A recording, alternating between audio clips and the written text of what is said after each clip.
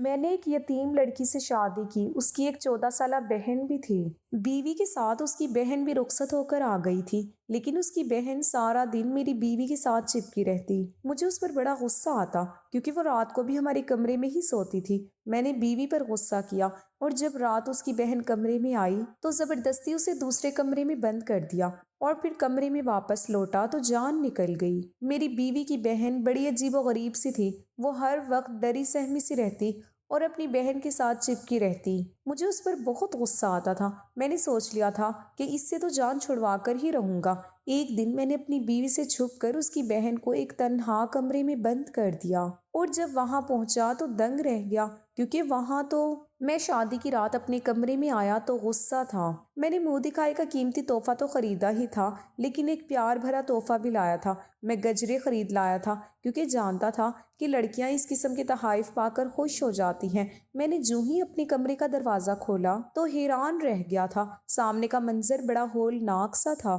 میری بیوی کی 14 سالہ بہن اس کے ساتھ چپک کر بیٹھی تھی اور مسلسل روتی چلی جا رہی تھی۔ یہ رونا کوئی عام والا رونا نہیں تھا، وہ تو باقاعدہ طور پر بین ڈال کر رو رہی تھی۔ مجھے دیکھ کر میری بیوی پریشان ہو گئی تھی۔ اس نے اپنی بہن کو ڈانٹ کر خاموش کروایا تھا۔ میں آگے بڑھا اور بولا، ایمن کیا ہوا اس بچی کو؟ طبیعت تو ٹھیک ہے نا اس کی؟ ایمن بولی، جی ٹھیک ہے، یہ بس یہ سوچ کر پریشان ہو گئی ہے کہ میں اپنی نئی زندگی شروع کرنے جا رہی ہوں تو اس کا کیا ہوگا۔ میرا دل دکھ گیا تھا۔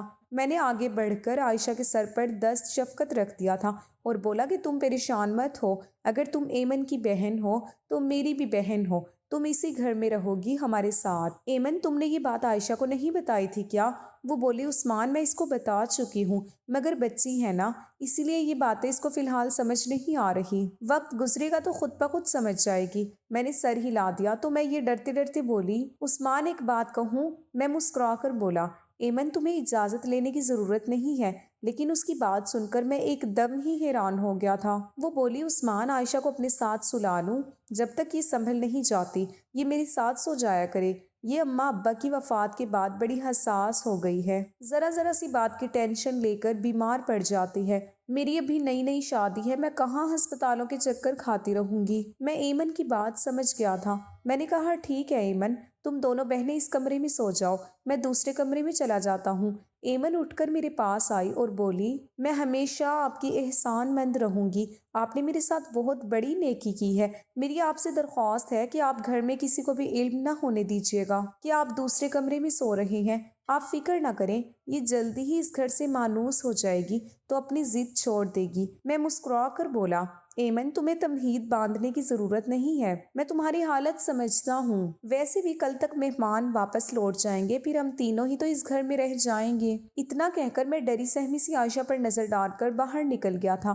میں ایمن کو تسلی تو دے آیا تھا مگر خود کو تسلی کیسے دیتا؟ میرے ذہن میں بار بار یہی آ رہا تھا کہ کیا عائشہ یوں ہی ہمیشہ میری خوشیوں کے درمیان حائل رہے گی؟ میں نے نیکی کر کے اپنا ہی نقصان تو نہیں کر ڈالا، مگر میں نے بڑی کوششوں سے اپنے ذہن سے تمام منفی خیالات کو جھٹک دیا تھا۔ میں جانتا تھا کہ بچے ایسے ہی ہوتے ہیں، وہ گوارا نہیں کرتے کہ ان سے مانوس شخص کسی اور کے ساتھ بات بھی کرے، اس لیے میں عائشہ کا بھرپور خیال رکھنے لگا تھا۔ وہ بڑی معصوم سی ڈری سہمی سی لڑکی تھی۔ اس قسم کے بچوں پر تو ویسے بھی مجھے بڑا ترس آتا تھا۔ میں یہی سوچ کر پریشان ہو جاتا تھا کہ نہ جانے اس نے اپنی گزشتہ زندگی میں کیا کچھ سہا ہے جو وہ ایسی ہو گئی ہے۔ عائشہ کے مقابلے میں ایمن کی شخصیت بڑی جاندار سی تھی۔ وہ اعتماد سے بھرپور تھی، زندگی کے اتار چڑھاؤ کا مسکرا کر مقابلہ کرتی تھی۔ ہماری شادی کو پورا 1 ہفتہ ہو گیا تھا مگر ایمن ابھی بھی عائشہ کے ساتھ ہی سوتی تھی، جبکہ میں دوسرے کمرے میں پڑا رہتا تھا۔ میں کچھ دن ٹھہر کر عائشہ کے لیے ایک بستہ لے آیا تھا، کتابیں تو لایا نہیں کیونکہ مجھے علم نہیں تھا کہ وہ کس کلاس کی طالبہ ہے۔ میں گھر پہنچا تو ایمن گھر کے کام کاج میں مصروف تھی، جبکہ عائشہ چارپائی پر بیٹھ کر اپنی بہن کو دیکھ رہی تھی۔ میں نے بآواز بلند سلام کیا اور چہرے پر مسکراہٹ سجا کر عائشہ کے پاس پڑی کرسی پر جا کر بیٹھ گیا۔ ایمن کی نظر مجھ پر پڑی تو وہ بھاگ کر میرے پاس آ کر کھڑی ہو گئی۔ اس کے چہرے پر اس طرح پھیلا ہوا تھا۔ میں نے اسے نظر انداز کیا اور عائشہ سے مخاطب ہوا اور بولا، عائشہ دیکھو، میں تمہارے لیے تحفہ لے کر آیا ہوں۔ عائشہ مجھے دیکھ کر رونے لگی اور بھاگ کر اپنی بہن کے پیچھے جا کر چھپ گئی۔ میں حیران تھا کہ آخر وہ ایسا کیوں کرتی ہے، وہ ہر دم خود کو یوں چھپا کر کیوں رکھتی ہے، مگر میں یہ نہیں جانتا تھا کہ جب مجھے اس سوالات کے جواب ملیں گے تو مجھے خود کتنا بڑا دھچکا لگے گا، میری ساری شخصیت ہل کر رہ جائے گی۔ میں اٹھ کر کھڑا ہو گیا اور بولا، عائشہ بیٹی ادھر آؤ، میری بات سنو، میں تمہارے لیے تحفہ لایا ہوں۔ میری آواز سن کر عائشہ کی بین بلند ہونے لگے تھے۔ میں نے سوالیہ نظروں سے ایمن کی جانب دیکھا تو مجھے بڑے غصے میں لگی تھی۔ وہ بولی، عثمان آپ کی بڑی مہربانی ہوگی، آپ میری بہن سے دور رہیں، آپ میرے شوہر ہیں مگر عائشہ کے لیے تو غیر محرم ہیں، اسی لیے آپ اسے مخاطب نہ کیا کریں۔ مجھے ایمن کی بات بہت بری لگی تھی۔ میں تو عائشہ کو اپنی چھوٹی بہن سمجھنے لگا تھا مگر ایمن کا رویہ بڑا پریشان کن تھا۔ مجھے بھی غصہ آ گیا تھا۔ میں بولا، ایمن اگر محرم اور نامحرم کا تمہیں اتنا ہی خیال ہے تو اپنی بہن کو ایک نامحرم کے گھر میں اپنے ساتھ لائی ہی کیوں ہو؟ اتنا کہہ کر میں زور سے دروازہ بند کر کے گھر سے باہر چلا گیا تھا۔ باہر نکل کر میں سڑکوں کی خاک چھانتا رہا تھا۔ مجھے رہ رہ کر اپنے سخت رویے پر شرمندگی ہو رہی تھی۔ عائشہ مجھ پر زبردستی تو مسلط نہیں کی گئی تھی جو میں یوں ایمن کو تانے دینے لگا تھا۔ وہ تو میری مکمل رضامندی سے میرے گھر آئی تھی۔ گھر میں ہم فقط 3 لوگ ہی تو تھے۔ اس سے قبل میرے گھر پر خاموشی اور سناٹوں کا راج تھا۔ میری والدہ کا انتقال 2 برس پہلے ہوا تھا۔ ان کے گزر جانے کے بعد زندگی نے مجھے کڑی دھوپ میں لا کر کھڑا کیا تھا۔ گھر کی ساری ذمہ داری مجھ پر تھی۔ میں کنوارا تھا اور گھر میں اکیلا رہتا تھا، اسی لیے کوئی کام والی بھی میرے گھر کام کرنے کی حامی نہیں بھرتی تھی۔ اب ایک دوست نے شادی کا مشورہ دیا تو میں نے اپنے رشتے کی ذمہ داری اسی پر ڈال دی تھی۔ میرے دوست نے ہی مجھے بتایا تھا کہ ان کے جاننے والوں میں ایک یتیم لڑکی ہے جو جہیز میں صرف ثواب لائے گی۔ میں حیران ہو گیا اور بولا، کس قسم کا ثواب؟ اس نے بتایا کہ ایمن کی ایک 14 عمر بہن اس کے ساتھ رخصت ہو کر گھر آئے گی، تم اس کی پڑھائی لکھائی کھانے پینے پر جتنا بھی پیسہ لگاؤ گے وہ تمہیں ثواب کی صورت میں اگلے جہاں میں مل جائے گا۔ پھر لڑکیوں کو جوان ہوتے ہوئے دیر ہی کتنی لگتی ہے، اس کی شادی کر کے رخصت کر دینا۔ میں نے کھلے دل کے ساتھ حامی بھر لی تھی کیونکہ میں اللہ کے فضل سے اتنا کماتا تھا کہ بآسانی اس کا خرچہ برداشت کر سکتا تھا، مگر میں کہاں جانتا تھا کہ عائشہ تو عجیب ہی قسم کی بچی ہوگی، وہ تو میرے گلے کی ہڈی بن جائے گی جو مجھ سے نہ اگلی جا سکے گی اور نہ ہی نگلی جا سکے گی۔ لیکن میں نے یہ فیصلہ کیا تھا کہ میں چند روز مزید صبر سے کام لے کر دیکھتا ہوں کہ عائشہ کا رویہ ٹھیک ہوتا ہے یا نہیں، پھر ہی میں کسی قسم کے نتیجے پر پہنچوں گا۔ میں رات گئے گھر لوٹنے لگا تو ہوٹل سے کھانا بھی لے گیا تھا۔ میں جانتا تھا کہ ایمن مجھ سے سخت خفا ہوگی، میں اس کی ناراضگی دور کرنا چاہتا تھا۔ میں گھر کے دروازے پر کھڑا تھا جب میرے کانوں میں عائشہ کی آواز گونجی تھی۔ وہ کہہ رہی تھی، ایمن کہ اب تمہیں طلاق ہو جائے گی تو میرے ساتھ واپس چلی جاؤ گی جہاں صرف تم اور میں رہیں گے، کسی تیسرے کا وجود برداشت ہی نہ کرنا پڑے گا۔ ایمن ایک دم غصے سے بولی تھی، اپنی بکواس بند کرو عائشہ۔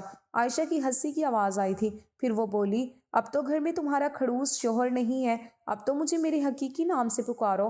میں عائشہ کی بات سن کر حیران رہ گیا تھا۔ عائشہ کا کوئی اور نام بھی تھا جو مجھ سے چھپایا گیا تھا، لیکن کیوں؟ میرے دماغ میں اتنی کیوں جمع ہو گئے تھے کہ اب مجھے گھٹن ہونے لگی تھی۔ میں نے دروازہ کھولا اور گھر میں داخل ہو گیا۔ ایمن کی نظر مجھ پر پڑی تو وہ بھاگ کر میرے پاس آئی اور بولی، عثمان آپ کہاں رہ گئے تھے؟ میں آپ کی فکر میں گھلتی جا رہی تھی۔ میں یہ دیکھ کر خوش ہو گیا تھا کہ ایمن کے چہرے پر ناراضگی کا نام و نشان تک نہ تھا۔ ہم دونوں باتیں کر رہے تھے کہ عائشہ ایک بار پھر سے رونے لگی تھی۔ وہ بولی، ایمن تم اس کے ساتھ بات مت کرو، یہ مجھے غصے سے دیکھتا ہے، تمہارا شوہر گندا ہے۔ ایمن نے مجھے شک کی نظروں سے دیکھا تھا۔ میں نے اپنی صفائی دی اور کہا، کیوں عائشہ بچے، میں کیوں آپ کو گھورنے لگا؟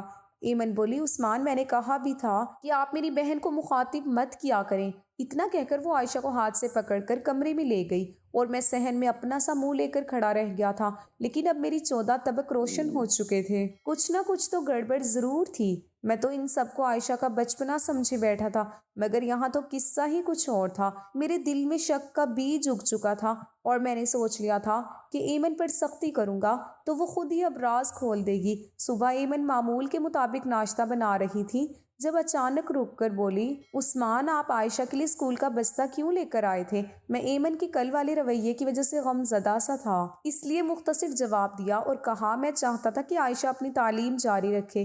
ایمن ہنسی اور بولی، کون سی تعلیم؟ عائشہ نے تو اسکول کا منہ بھی نہیں دیکھا، اسے تعلیم کا شوق نہیں تھا، اس لیے ہم نے اسے اسکول میں داخل ہی نہیں کروایا تھا۔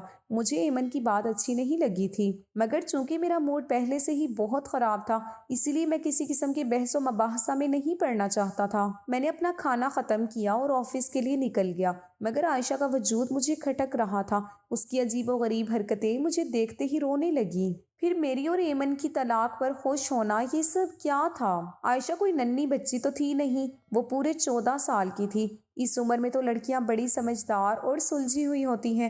یقیناً یہاں معاملہ اتنا سیدھا نہیں تھا جتنا مجھے لگ رہا تھا۔ شام میں بھی عائشہ نے مجھے زج کرنے کی پوری تیاری کر رکھی تھی۔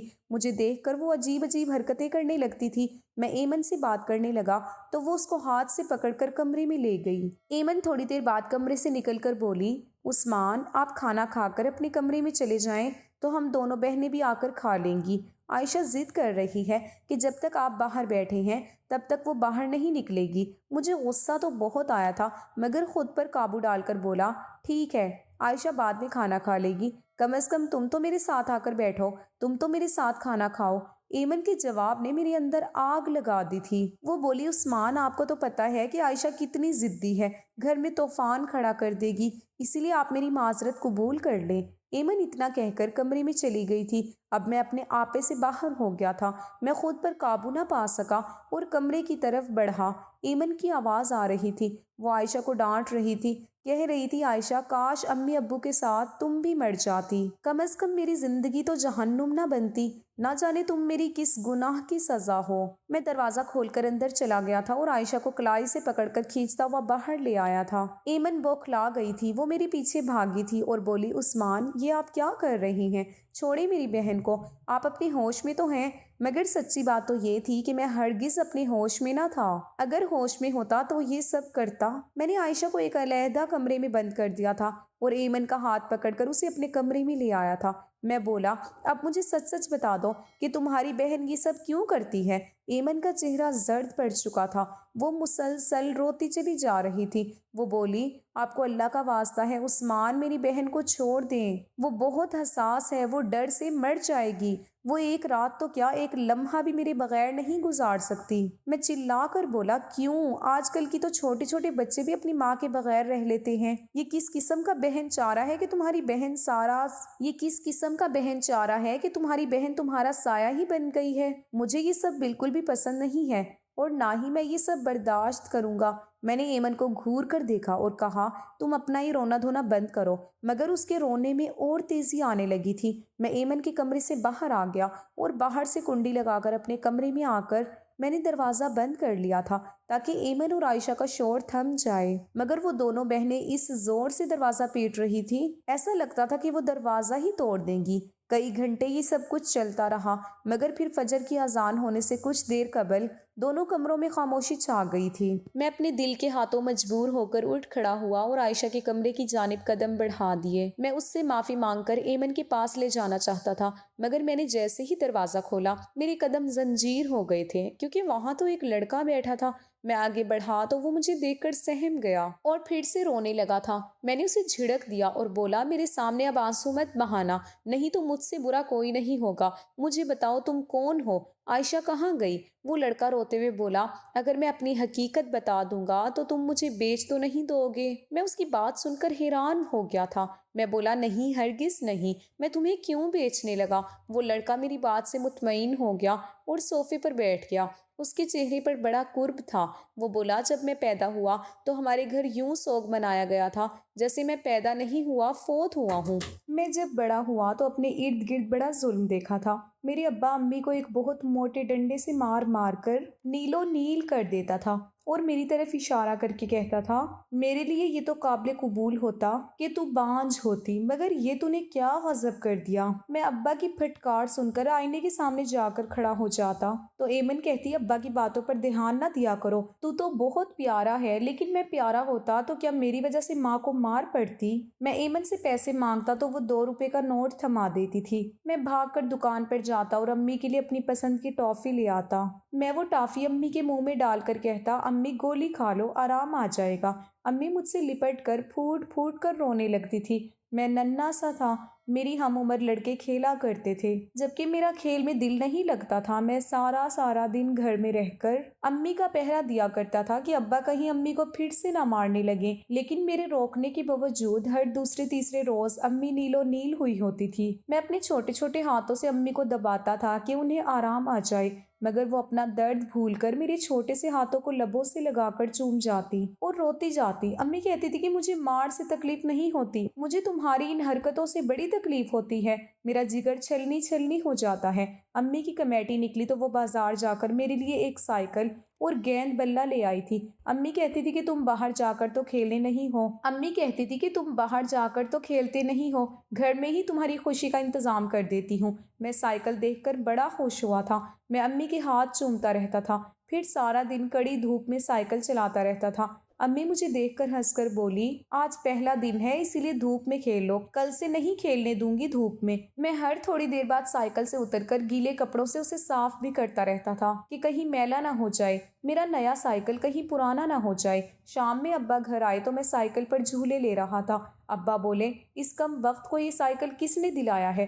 پھر میرے منہ پر 2 تھپڑ مار کر مجھے سائیکل سے اتار دیا اور کلہاڑی کے وار کر کر کے اس سائیکل کو توڑ کر پھینک دیا تھا۔ میری آنکھوں سے آنسو نکلتے رہے تھے، میں نے رات کا کھانا بھی نہیں کھایا تھا۔ امی رات کو میرے پاس آ کر بیٹھ گئی اور بولی، چندا میں آج تم سے ایک ضروری بات کرنا چاہتی ہوں۔ تم 8 سال کے ہو گئے ہو، ایک سمجھدار بچے بن گئے ہو، اب تو ماں ہر بات کر سکتی ہے۔ تو میں نے اسباب میں سر ہلا دیا تھا۔ امی بولی، بیٹا تمہاری آپی کا نام کیا ہے؟ میں بولا، ایمن۔ امی بولی، اور تمہارا نام کیا ہے؟ میں خاموش ہو گیا، کانوں میں سائیں سائیں ہونے لگی۔ میں بولا، امی ابا مجھے کم بخت کہتے ہیں اور تو چندا کہتی ہے، ان دونوں میں سے میرا نام کیا ہے؟ امی کی آنکھیں ہر دم چھلکنے کو تیار رہتی تھی، آج بھی پانی برسنے لگا تھا۔ امی بولی، تمہارا کوئی نام ہے ہی نہیں میری جان، 8 برس ہو گئے ہیں تیری پیدائش کو، مگر میں اب تک یہی فیصلہ نہیں کر پائی کہ تمہارا نام کیا رکھوں، لڑکیوں والا نام رکھوں یا لڑکوں والا؟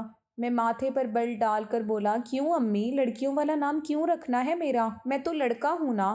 امی نے نفی میں سر ہلا دیا تو میں حیران رہ گیا تھا۔ امی بولی، تو نہ لڑکا ہے اور نہ ہی لڑکی ہے، تو خواجہ سرا ہے، تیسری جنس ہے تیری۔ میں 8 سال کا بچہ ان باتوں کو نہ سمجھ پایا تھا۔ امی بولی، مگر میں تجھے لڑکا نہیں بتاؤں گی، امی بولی مگر میں تجھے لڑکا نہیں بناؤں گی، کیونکہ تو باہر نکلے گا تو لوگ 100 طرح کی باتیں بنائیں گے۔ میں تمہارا نام عائشہ رکھتی ہوں، تم ہر وقت سر پر دوپٹہ لے کر رکھو گی اور گھر کی 4 دیواری میں رہو گی تو محفوظ رہو گی۔ میں امی سے روٹھ گیا، بولا، مجھے نہیں لینا دوپٹہ، میں لڑکا ہوں۔ امی بولی، میرے پاس مہلت نہیں ہے میرے بیٹے، نہیں تو میں تیرے سر پر گھنے درخت کی چھاؤ کر دیتی، تیرے حصے کا ہر درد میں خود پر جھیل لیتی، لیکن اب مجھے کہیں جانا ہے۔ میں روتے ہوئے امی سے لپٹ گیا اور ضد کرنے لگا کہ مجھے بھی اپنے ساتھ لے کر جانا۔ ہم دونوں روتے رہے، پھر میں سو گیا تو امی مجھے ایمن کے پاس لٹا کر چلی گئی۔ صبح میری آنکھ چیخ و پکار کے ساتھ کھلی تھی، ایمن رو رہی تھی۔ میں بھاگ کر باہر نکلا تو امی سوئی ہوئی تھی۔ ایمن مجھ سے لپٹ کر رونے لگی اور بولی، امی چلی گئی۔ میں نے ایمن کے سر پر چپٹ ماری اور بولا، آہستہ بولو، امی سو رہی ہیں، اٹھ جائیں گی۔